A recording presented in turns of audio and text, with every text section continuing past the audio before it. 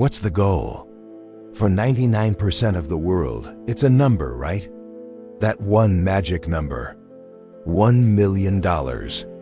You see it in your checking account. You hit it. You did it. You have made it. The game is over. You've won. You can finally unclench. You can finally relax. You buy the nice house, the one you've been Zillow surfing for years. You get the fast, comfortable car. You pay off all your debts. Your life is no longer about surviving. It's about enjoying. But what if I told you that moment, that exact moment you finally relax, is the exact moment you lost? What if I told you that making it is the most dangerous financial trap in the world? We hear all the time about the 70% of lottery winners who go broke. We hear about the athletes and celebrities who make hundreds of millions and end up with nothing. And we all say the same thing, don't we? How could they be so stupid? If I had that much money, I'd be set for life. But the truth is, the same disease that bankrupts them is the same disease that keeps most millionaires from ever becoming billionaires. It's a comfort virus. And the only cure is one single, incredibly powerful mindset shift. It's a shift that I've seen in the study of over 100 self-made millionaires who didn't just get rich. They kept getting richer. They went from 1 million to 10 to 50 to 100 million. While everyone else who started with them just stayed millionaires. They just stayed comfortable. And this shift? It's something 99% of people, even 99% of rich people, completely miss. Let me tell you a story. It's about two people. Let's call them Tom and Sarah. They both work hard. They both start successful businesses. They grind for 10 years. And on the same day, they both look at their bank accounts and see $1 million in cash. Tom does what we all think we'd do. He breathes the biggest sigh of relief of his life. He won, so he sells his business. He takes his $1 million. He puts $300,000 down on his dream house. He buys a $100,000 Tesla, and he takes the remaining $600,000 and puts it into safe investments, an index fund, some bonds.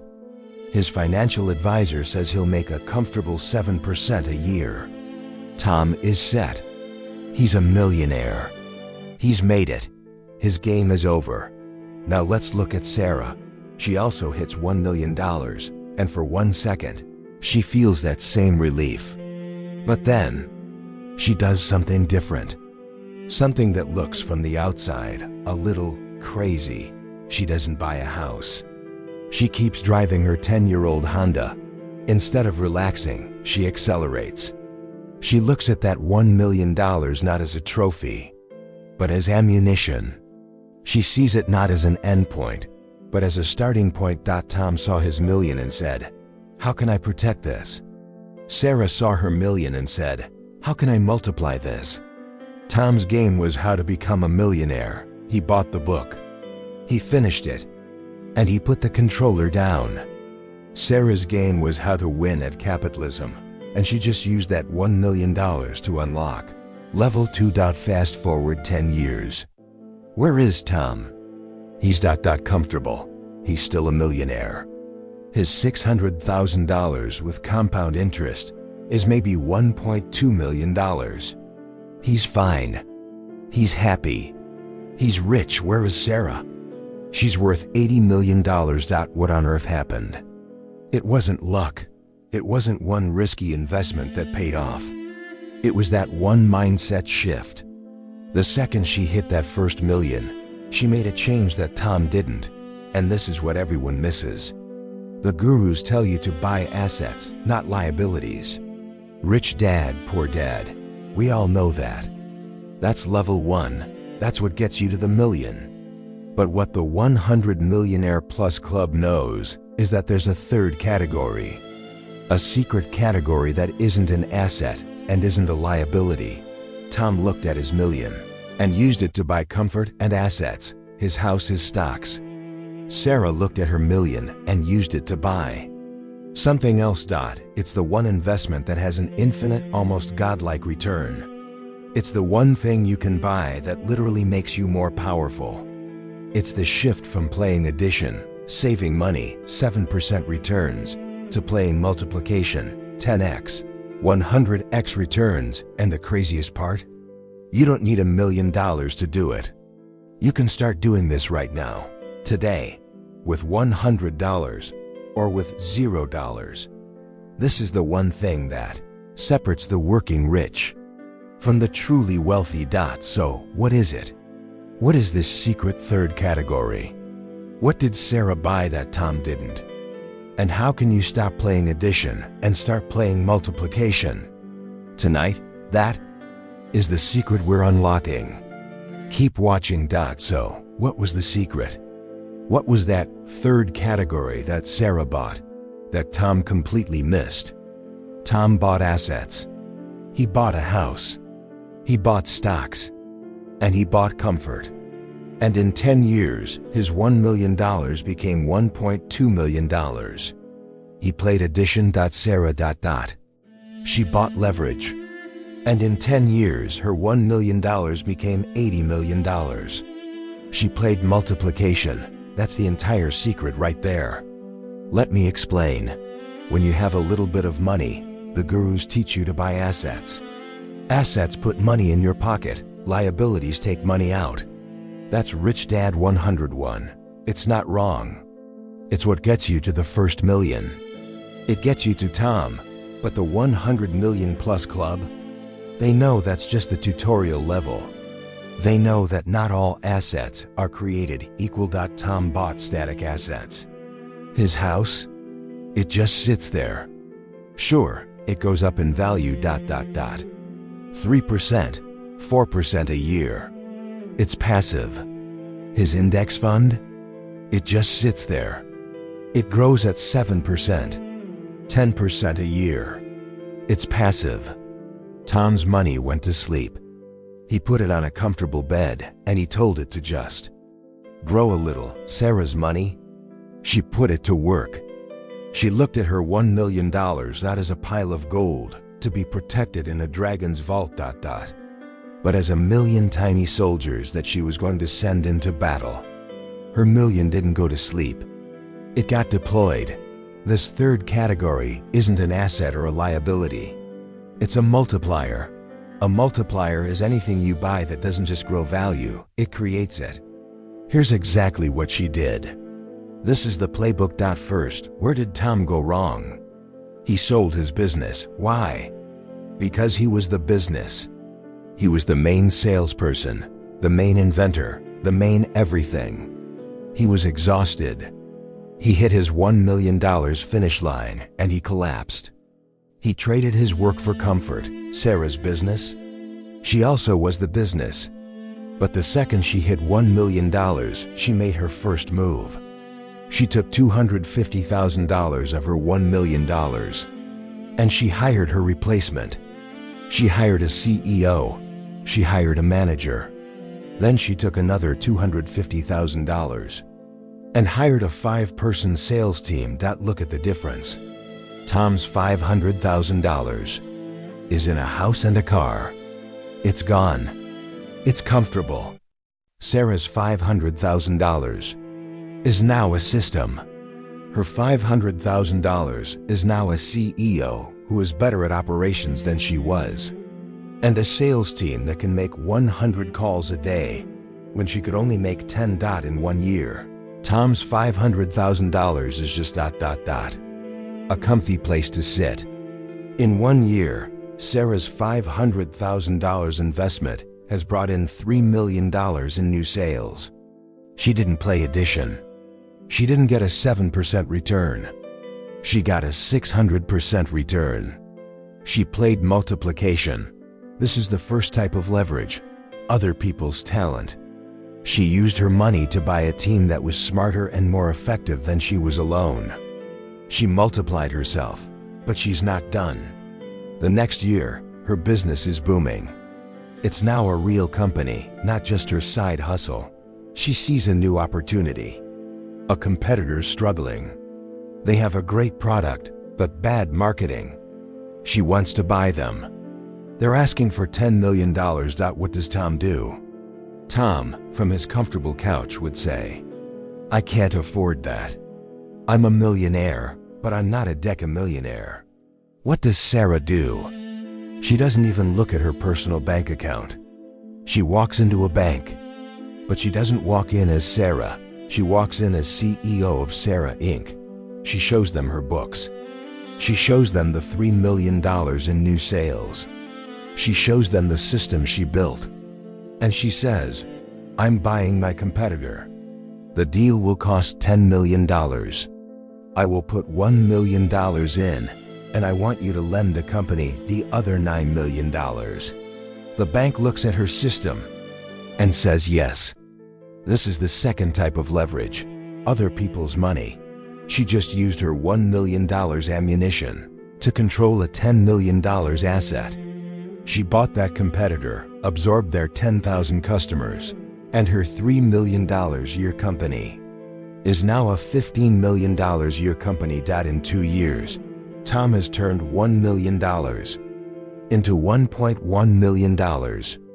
In 2 years, Sarah has turned $1 million into a company worth $20 million. This is the mindset shift.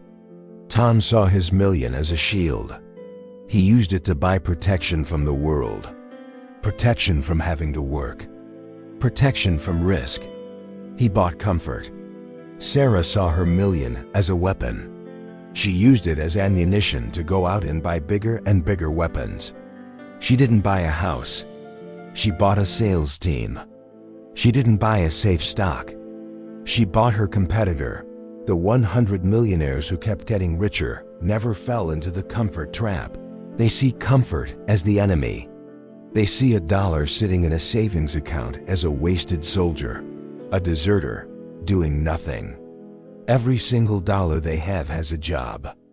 And that job is not to sit there and compound at 7%. That's a lazy dollar. The job of their dollar is to go out and multiply. And this brings us to the final, most important question. This sounds exhausting, doesn't it? I mean, honestly, isn't Tom happier? Sarah is still working. She's taking on debt. She's got employees. She's got stress. Isn't the whole point of getting $1 million to stop, to ... You know, live?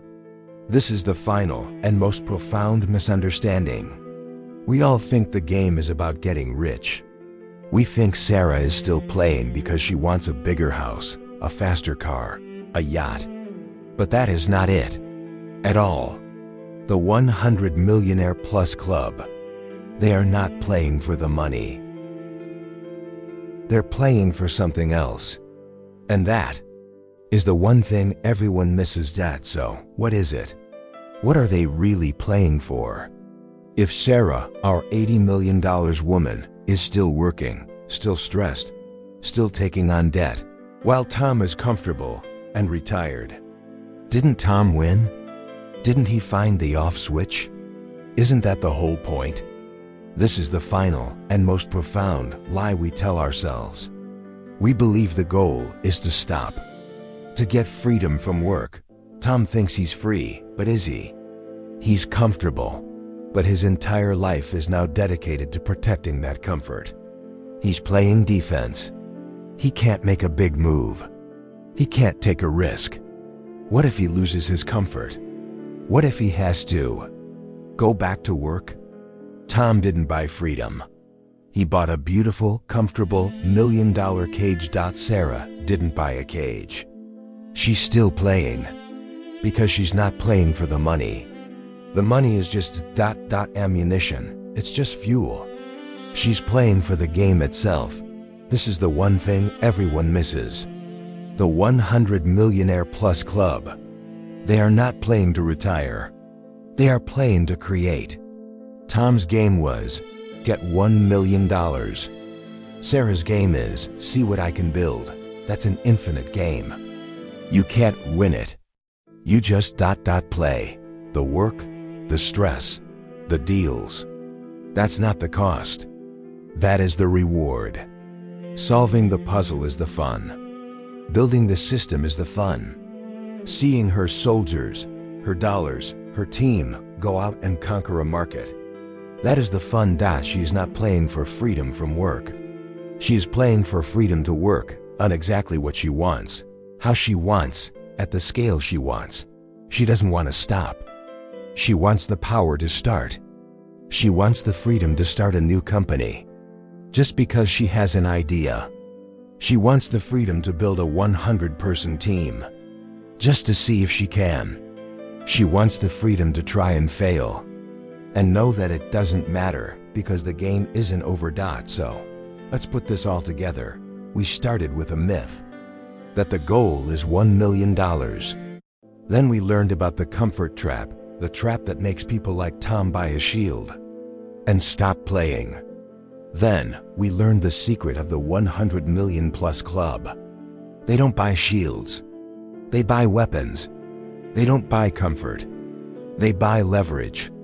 They use their money not to protect, but to multiply. By buying other people's talent and other people's money. But the final, real mindset shift, the one that makes all the difference, is the goal. They are not playing to win so they can sit on the sidelines. They are playing to play. The one mindset shift that made 100 millionaires richer is this. They stopped seeing money as the goal and started seeing it as the fuel. The goal is to build. So what about you? Right now you're playing one of two games. You're either playing addition, saving up 7% returns, trying to buy your comfort cage. Or you're playing multiplication, looking for leverage, trying to build a system, and the only thing that decides which game you're in is your mindset. You don't need $1 million to start. You just need to stop thinking like Tom ... and start thinking like Sarah. Stop asking, how much do I need to retire? Start asking, how much leverage do I need to build the one thing I really want to create? If this video gave you an aha moment, if it helped you see the comfort trap for what it is, do me a favor. Subscribing is simple, but I want you to invest. I want you to comment below with 2 things. What is one comfort purchase you're saving for? A Tom move. What is one leverage move you could make instead? A Sarah move. For example, Tom move. I'm saving $1,000 for a new TV. Sarah move. I could use that $1,000 to buy a course and a software tool to start a freelance business. Don't just watch this. Use it. Go from being a consumer to being a builder. Stop playing addition. Start playing multiplication. Thanks for watching.